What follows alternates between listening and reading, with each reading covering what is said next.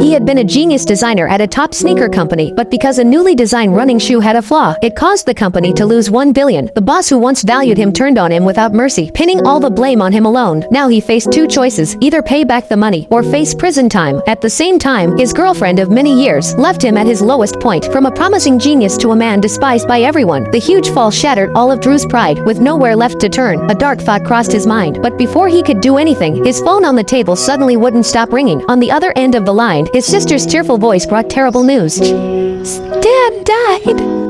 His father had died suddenly of a heart attack. As the eldest son, Drew was given a task that had to be carried out immediately. Take his father's remains from Elizabethtown back to Oregon. And so, Drew got a few days leave from the grip of death. But little did he know, in that nearly empty cabin, he met the girl who would heal him for the rest of his life. Claire was a vibrant, energetic girl. Because there were hardly any passengers on this flight, as a flight attendant, she was grateful that Drew had chosen to fly with them and offered to upgrade him to first class for free. Faced with this unexpected warmth, Drew, feeling down, just wanted to be left alone. But Claire was clearly not the kind of person who could be easily brushed off. Please don't make me keep walking all the way back down here all night long. Looking at Claire's innocent yet slightly mischievous face, Drew reluctantly gave in, but he quickly realized that this was not a good place for him to sleep in peace. Because Claire was a talker, she chattered away on her own, and when she learned Drew was going to Elizabethtown to find his father, Claire immediately became interested. She knew the town very well. Then she enthusiastically pulled out a piece of paper and began drawing an extremely complicated route map, talking as she drew, telling him how special that little town was. Then she launched into a long sharing of her thoughts on names. She said she could tell a person's character just by their name. When Drew absent-mindedly mentioned his boss Filth, who had just fired him, Claire's eyes suddenly widened.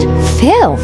Filth was dangerous. Drew was stunned. Then he mentioned his ex-girlfriend's name, and Claire accurately described that name as someone who, to protect herself, would abandon others without hesitation. Drew had thought she was just a chatty flight attendant, but now a flicker of surprise passed through his eyes. What's your dad's name? Mitchell, sometimes Mitch. Son of a Mitch. If anyone else had made such jokes, it might have come off as extremely rude, but coming from Claire, it carried a strangely healing power. He's okay, right? Yeah, he's...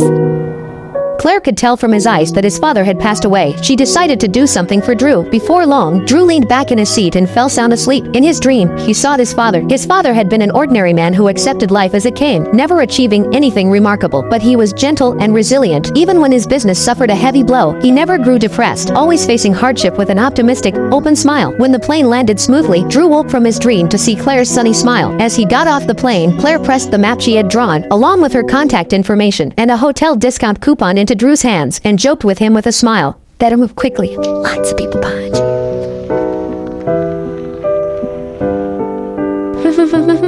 Their brief time together was coming to an end. Claire suddenly took his hand and sincerely wished him well in the days ahead. Not only that, she even ran out of the airport after him, repeatedly reminding him not to miss the exit. But Drew, weighed down with worries, didn't take it to heart. As soon as he drove out of the airport, he left Claire's advice behind. Sure enough, the dizzying array of forks and signs soon left Drew completely lost. The complicated road slowly wore away his patience, and his pent-up emotions finally exploded. After several frustrated outbursts, Drew finally found the road to the town. But the moment he drove into Elizabethtown, a huge sense of dissonance washed over him. In this peaceful southern town, he was his father's pride, the genius in the eyes of all his relatives, who had made it big in the big city. Drew arrived at the house where his father had grown up, and found it full of relatives who had come to pay their respects. He was a complete failure, but his father had earned everyone's respect and deep love here, and the arrangements for the funeral had become Drew's biggest problem. His mother was firm on the phone, insisting that his father be cremated and his ashes brought back to Oregon, but the relatives in town strongly opposed it. They believed Mitch belonged to Elizabethtown and must be buried in a traditional grave. Caught between the pressure of his elders and his mother's orders, Drew was stuck in the middle, unable to move forward or back. Late at night, to escape the overbearing relatives, Drew checked into the hotel Claire had given him the coupon for. Unfortunately, next door was a bachelor party. The laughter and revelry of the crowd stood in stark irony to Drew's inner silence. He took out the business card Claire had left him and dialed the number. He thought a late-night call might disturb her, but Claire's voice on the other end was just as bright and clear as it had been during the day.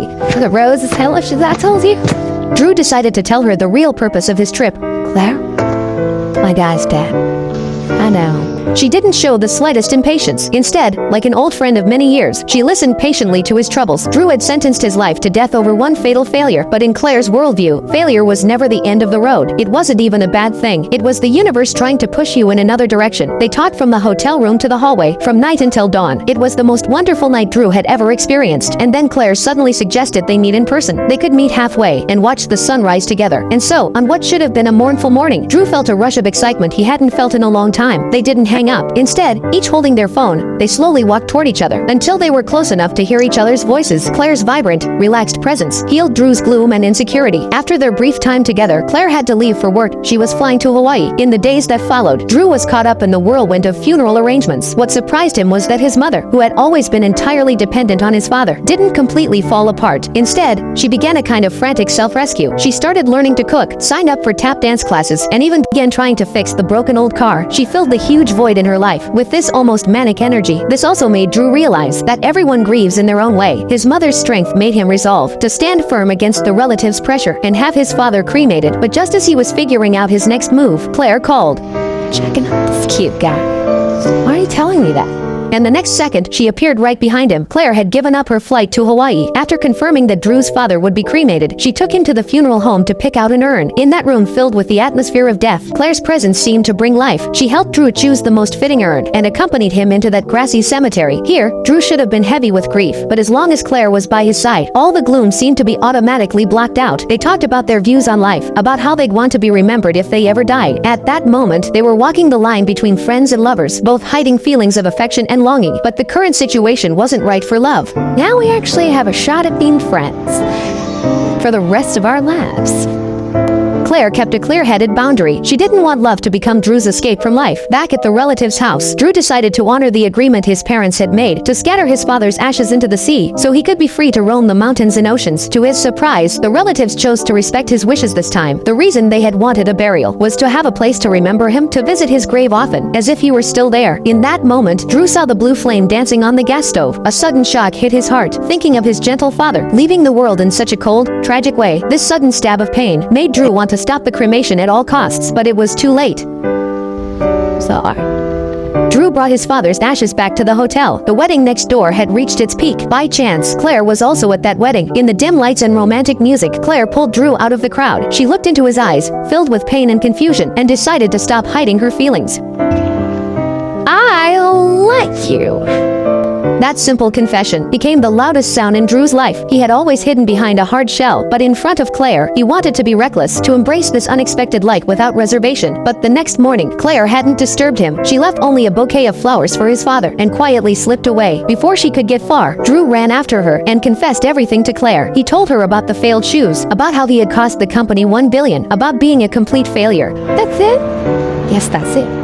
You think I care about that? In Claire's eyes, if you want to achieve something great, you have to have the courage to accept failure. Even if you lose badly, you have to keep going. Make those who kick you when you were down wonder why you're still smiling. Her words cut through the gloom in Drew's heart like a bolt of lightning. Greatness was never about never failing. It's about still turning toward the sun after a crushing defeat. Claire's honesty and acceptance completely healed Drew's deepest insecurities. The memorial service for his father arrived as planned. His mother and sister, who had come all the way from Oregon, arrived in town. On display was his father's favorite saying. Everything looked sad until his mother took the stage. In a humorous way, she told the story of how she and her husband met and shared his lively, endearing little quirks. Then, to everyone's astonishment, his mother performed the tap dance she had just learned, a little clumsy, but utterly sincere. Tears streamed down her face, but her smile was radiant. Every turn was a heartfelt tribute to the man she had lost, and a hopeful look toward the future. This extraordinary memorial broke everyone's conventional ideas about funerals. A true goodbye isn't about wailing in grief. It's about living well with the memories. As long as someone remembers, the departed never truly leave. Outside the memorial hall, Drew met Claire again. She handed him a thick booklet. It was a handmade travel guide she had stayed up several nights to create. She knew Drew would be driving his father back to Oregon, but right now he was like a wanderer lost in the wilderness of life, without direction, without confidence. Claire understood his confusion and helplessness and worried he might lose his way again, so she crafted a one-of-a-kind map for him. After the funeral, Drew set off with his father's ashes on a cross-country road trip across America. It wasn't just a simple journey home, it was a baptism of the soul. Every page of the map had detailed routes and scenic spots, even down to the exact minute when he should play a particular song from the CD. Claire told him not to rush the road. He needed to feel the road. When he pulled up to a remote newsstand, the map told him to stop and buy the business magazine that had just come out that day. On the cover of that magazine was the failed running shoe with an image mocking Drew. You have 5 minutes to wallow in the delicious misery. Enjoy it, embrace it, discard it, You can be sad, but you can't stay drowned in it forever. Drew kept driving, following the Mississippi River all the way forward. He passed the motel where Elvis once stayed, stopped at the site where civil rights leader Dr. King was assassinated, and saw a survivor tree that had weathered countless storms, yet still stood tall. In the presence of these great souls and magnificent landscapes, his personal failures seemed so trivial. Claire wanted him to step out of his slump, to embrace a free and vibrant life again. And that long, solitary drive became Drew's private time to talk with his father across the void. He dropped all pretense, sometimes murmuring to the air, recalling fragments of their time together, sometimes letting his emotions break down, and sobbing openly on the empty highway. Drew scattered his father's ashes, bit by bit, into the scenery along the way, letting his father truly return to the vast earth. And slowly, he made peace with the failed version of himself. Then, following Claire's guidance all the way forward, Drew found those failed sneakers and discovered two choices written on them. You can go to your car and the rest of the directions will take you home. Or, look for a girl in a red hat who's waiting for you with an alternate plan. This time, Drew didn't hesitate for a second. Among the crowd, there were many people in red hats, but none of them were her. Until in the distance, he saw a girl whose smile shone brighter than the sun. The moment their eyes met, all the waiting meant something. In that bustling market, they held each other tightly.